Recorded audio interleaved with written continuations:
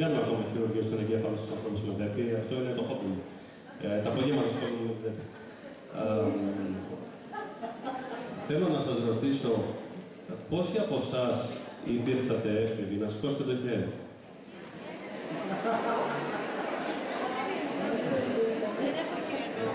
Δεν άμφευα, απλά θέλω να δω τη συγκέντρωση προσοχής σας, αν μπορείτε να πείτε. Θέλω τώρα να σας ρωτήσω κάτι πιο ενδιαφέρον ίσως για μένα, να κάνω ένα τεστ και να ρωτήσω πόσοι από εσάς στην εφηβεία σας αισθανθήκατε να αλλάζετε αξίες. Δηλαδή αυτό με το οποίο είχατε πάρει φόρα και πηγαίνατε από το δημοτικό και λέγατε εγώ θα γίνω δασκάλα, εγώ θα γίνω αστροναύτης ή εγώ θα γίνω πολιτικός μηχανικός σαν τον παπά μου, όπως εγώ. Κάποια στιγμή άλλαξε, είπατε, όπα, τώρα δεν ξέρω ακριβώς τι θέλω να κάνω ή νομίζω ότι θέλω αλλά είναι διαφορετικό και εδώ τα έχουμε μπλέξει και κάπου εκεί αισθανθήκατε ότι κάνετε μια κοιλιά που επηρέαζε και όλη σας τη σχολική επίδοση. Τέλεια. Ευχαριστώ πάρα πολύ. Οπότε αυτό το καρτούν νομίζω κάτι τέτοιο θέλει να πει, ότι το καρότο που είχα πάλι κάποτε, το κίνητρο που είχα να δουλέψω, να διαβάσω, να μελετήσω, τώρα πια το βλέπω σαν ένα καρότο. Δεν είναι πια αληθινό κίνητρο.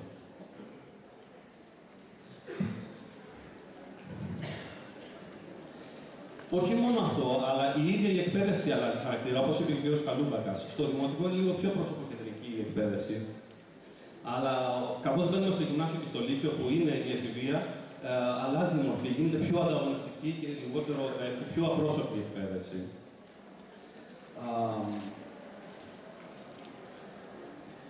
Ένας λόγος που αλλάζουμε κίνητρα είναι γιατί αλλάζουμε οπτική γωνία. Ο εγκέφαλος αναπτύσσεται στην εφηβεία πολύ έντονα, όπως και το σώμα. Αναπτύσσεται και ο εγκέφαλος, και αυτό το ξέρουμε από έρευνες νευροβιολογικές. Και αυτή η καινούργια δυνατότητα που έχει ο εγκέφαλός μας δίνει καινούργια οπτική. Οπότε αρχίζουμε να βλέπουμε τα πράγματα σχεδόν από την αρχή.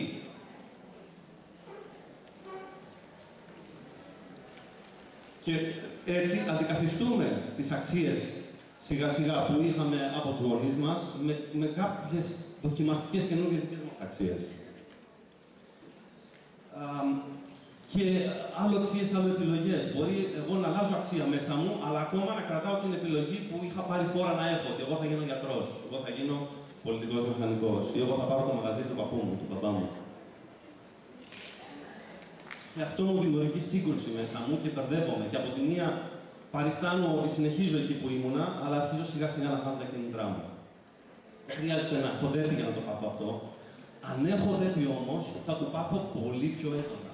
Γιατί η δέπη είναι μια διαταραχή εκτός των άλλων των κινήτρων. Πιστεύω ότι στα επόμενα 5-10 χρόνια θα μιλάμε για διαταραχή των κινήτρων και όχι τόσο για διαταραχή της προσοχής. Γιατί ξέρουμε πολύ καλά ότι οι άνθρωποι με δέπη, όταν έχουν κίνητρο, συγκεντρώνονται ίσως και καλύτερα από τον μέσο άνθρωπο. Άρα το πρόβλημα είναι στα κίνητρα. Και όταν τα κίνητρα έχουν δυσκολία όπως εδώ, πέφτει και η ικανότητα.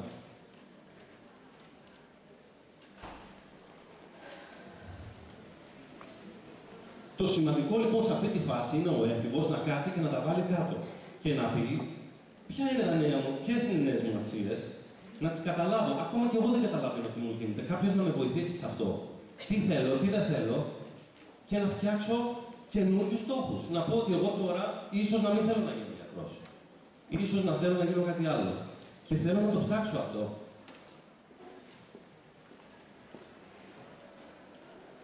Ξέρουμε ότι συστήματα mentoring στους εφήβους τους έχουν βοηθήσει πάρα πολύ να προσαρμοστούν καλύτερα ακαδημαϊκά. Σε όλους τους εφήβους, όχι μόνο στους εφήβους με ΔΕΠΗ. Και θα σας δείξω λίγο τι κάνω εγώ εδώ και 1-1,5 χρόνο περίπου, που έχω αρχίσει να ασχολούμαι με αυτό το κομμάτι των εφήβων με τη ΔΕΠΗ. Προσπαθώ να τους βοηθήσω σε αυτό το κομμάτι. Και κάνουμε μερικές συνεδρίες, γύρω στις 8 με 10 συνεδρίες, όπου το βάζουμε αυτό το πράγμα κάτω. Όταν λέω έφηβους, τα παιδιά συνήθως που κάνουν αυτή τη δουλειά είναι από τρίτη γυμνασίου μέχρι Δευτέρα Λυκείου περίπου. Πολλές φορές το κάνω και με ενηλίκους, το ίδιο πρόγραμμα. Και τους βάζω να φτιάξουν αυτοί οι ίδιοι λίστες από τα πράγματα που θέλουν. Τους λέω, φαντάσου τις ιδανικές συνθήκες στην ιδανική δουλειά. Τι θα ήθελες να έχει? Άλλος θέλει να έχει παρέα, θέλει συναδέλφους. Άλλος δεν θέλει, θέλει ένα γραφείο με την ησυχία του. Άλλος θέλει να δουλεύει με ένα κομπιούτερ. Ενώ ένας άλλος του αρέσει να είναι έξω σε ένα κήπο ή να οδηγάει ένα αυτοκίνητο ή μια μηχανή. Ο καθένας έχει τα δικά του θέλω.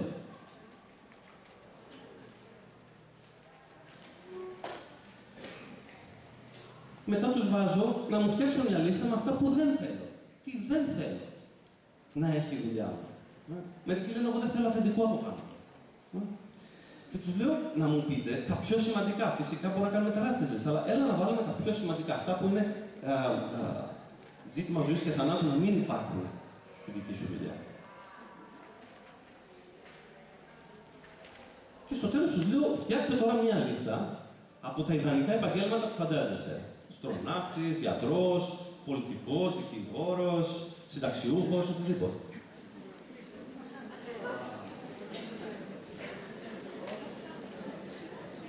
Και τους βάζω και να τα ιεραρχήσουν όλα αυτά, να μου πούνε τι είναι το πιο σημαντικό.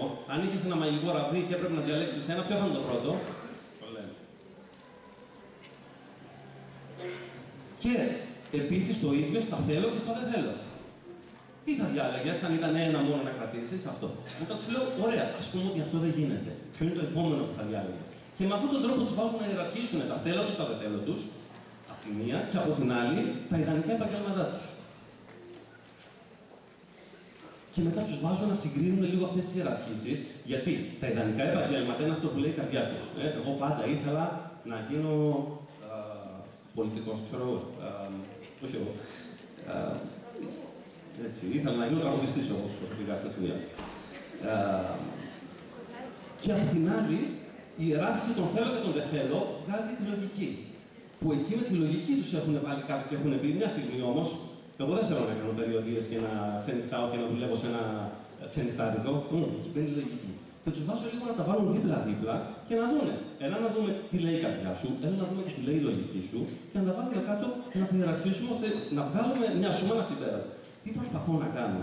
Προσπαθώ να τους δώσω μεταγνωστική άποψη στον εσωτερικό τους κόσμο. Είναι έφηβοι. Εδώ εμείς οι ενήλικες και το χρειαζόμαστε αυτό. Πόσο μάλλον οι έφηβοι και ακόμη περισσότερο οι έφηβοι με δέπη.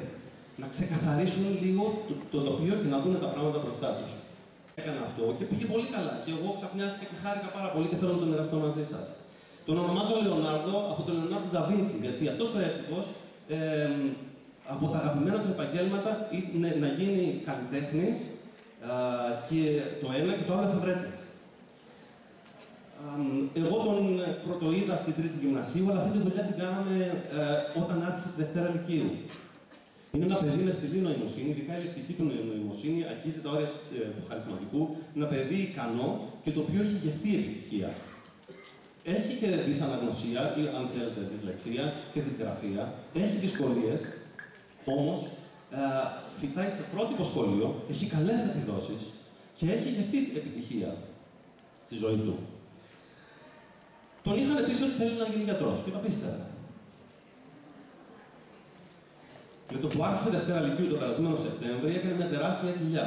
Ξαφνικά, εκεί που είχε βαθμολογία στην πρώτη Λυκείου, ανάλογο στο μάθημα από 14 μέχρι 18-20, άρχισε να δίνει διαγωνίσματα και να μην αναγνωρίζει τον εαυτό του. Να μου λέει: δεν μπορώ να συγκεντρωθώ στο διαγώνισμα, μπλοκάρω, τα χάνω όλα. Και άρχισε να παίρνει κάτι τεσσάρια, κάτι εξάρια. Ανησυχήσαν όλοι. Καθηγητές, αυτός, γιατί, πώς, φωνάξανε τη μάνα, τη στάπανε.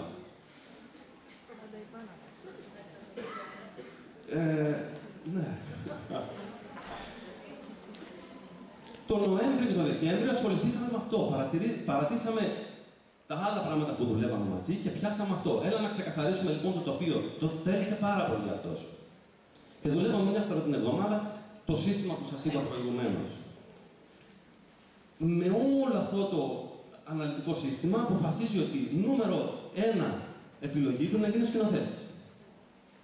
Και αν μπορούσε να βιοπορηθεί, το ίδιο θα ήταν και εφευρέτης. Απλά εκεί λίγο κόλλησε στο πρακτικό κομμάτι, στο πώς θα ζήσω σαν εφευρέτης. Θα μου πείτε πώς θα ζήσω σαν σκηνοθέτης.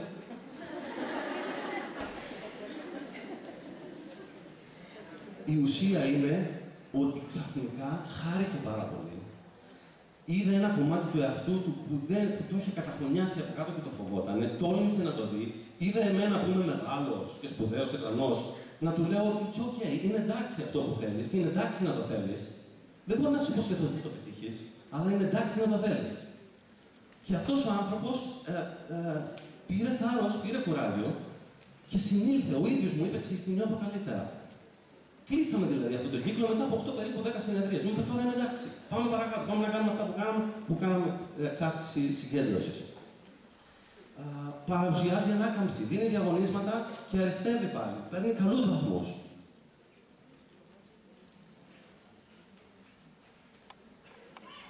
Εδώ πέρα έχω ένα διάγραμμα που δείχνει 2-3 μαθήματα μαθηματικά, τη φυσική, την έκθεση, την ιστορία, όπως μπόρεσα έτσι να πάρω πληροφορίες.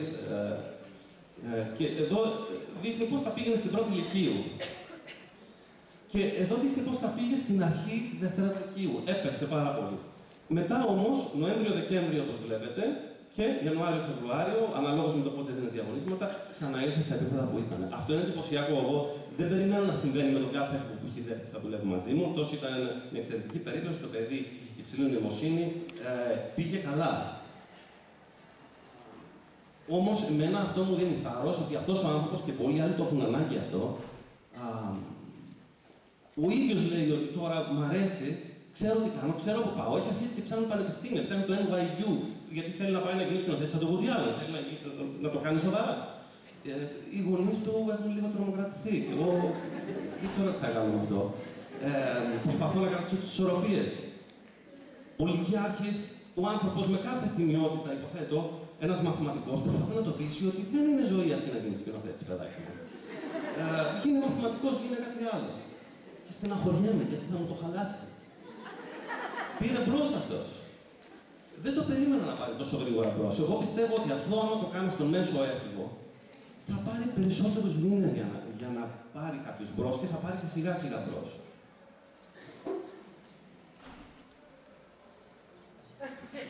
Δεν έχει σημασία λοιπόν αν ο Λεωνάρδος θα γίνει σκηνοθέτης, αν θα γίνει σκηνοθέτης. Τώρα αυτό του κόλλησε.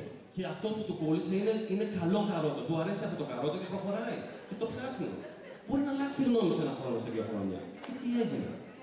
Και εγώ άλλαξα γνώμη, άλλαξα επάγγελμα. Ήμουν εμπορικός αντιπρόσωπος. Είχα και δέκα. Και έγινα ψυχολόγος. 26 χρονών μου την έδωσε. Δεν υπήρχε κανείς όμως σήμερα να με βοηθήσει και να μου πει: ξέρεις τι, έλα να τα βάλουμε κάτω. Μου πήρε πολλά χρόνια και άργησα. Δεν πειράζει. Καλά είναι και τώρα. Πήρα και το διδακτορικό μου, πήγα στην Αμερική, πήρα τις υποτροφίες μου, όλα καλά πήγανε όταν βρήκα το δικό μου καρότο. Που δεν το πίστευα ποτέ ότι θα το καταφέρω. Θα σας πω είναι ότι τα σχολικά κίνητρα μειώνονται καθώς τα παιδιά μπαίνουν στην εφηβεία και αυτό μπορεί να συμβεί πολύ πιο έντονα στα παιδιά με ΔΕΠ. Λόγω της σχέσης της ΔΕΠ με τα ίδια τα κίνητρα, νευροβιολογικά. Είναι λοιπόν σημαντικό να βοηθήσουμε ο καθένας μας με τον τρόπο του αυτούς τους εφήβους να ξαναπροσδιορίσουν τι θέλουν να κάνουν. Να βρουν μια πορεία στο δικό τους καρότο. Και ας μην τους καταστρίνουμε, ας μην τους βάζουμε εμπόδια και τους λέμε: όχι, τώρα που πας εκεί, άντε να μπεις στο δημόσιο, να εξασφαλιστείς. Ας τους αφήσουμε να ονειρευτούν, γιατί αυτό θα τους δώσει δύναμη. Μπορεί να αλλάξουν γνώμη μετά, δική τους είναι η ζωή. Εμείς απλά να είμαστε εκεί, να τους ενθαρρύνουμε και με ένα συστηματάκι, ίσως σαν και αυτό που σας έδειξα, να τους βοηθήσουμε να το κάνουν συστηματικά. Να μην είναι μια παρόρμηση ότι εγώ θέλω να γίνω αστροναύτης, εντάξει, παιδάκι μου γίνει, αλλά να τα βάλουμε κάτω. Τι σημαίνει να γίνεις αστροναύτης, πόσα λεφτά θέλεις για να σπουδάσεις αστροναύτης, πού θα το κάνεις, μπορείς να το κάνεις. Θα βάλουμε και λίγο τη λογική και θα τους βοηθήσουμε.